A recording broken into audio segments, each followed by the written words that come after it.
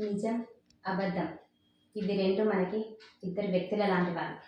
ఇద్దరు వ్యక్తుల మధ్య సంభాషణ, వాళ్ళ మధ్యలో జరిగిన వాదన ఏదైనా కూడా వాళ్ళకి మాత్రమే తెలుస్తుంది, ఎదుటి వ్యక్తులకు తెలియదు ఏది నిజం ఏది అబద్ధం.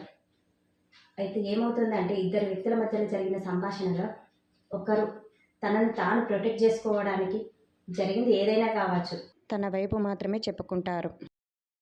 ఎవరైనా సరే ఒక్కవైపు మాత్రమే చెప్పుకుంటారు. అలా చెప్పుకోవడం వల్ల అబద్ధం నిజమవుతుందా, నిజం అబద్ధమవుతుందా? అంటే ఎవరైనా సరే వాళ్ళు చెవులతోటి విన్నది, కళ్ళతోటి చూసింది మాత్రమే నమ్మాలి.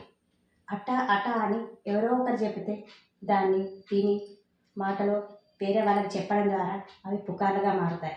ఆ పుకార్లు షికార్లు చేస్తాయి. అలా అట ఇట అనుకుంటే చెప్పిన మాటలు నిజాలైపోతాయా? అవి 4 రోజులు షికారు చేస్తాయి అటు ఇటు, కానీ నిజం నెమ్మదిగా తెలుస్తుంది. నిజానికి నిలకడ ఎక్కువ. అబద్ధం ఎంత తొందరగా బయటికి వస్తుందో నిజం అంత మెల్లగా వస్తుంది, కానీ చివరగా నిలబడేది మాత్రం నిజమే.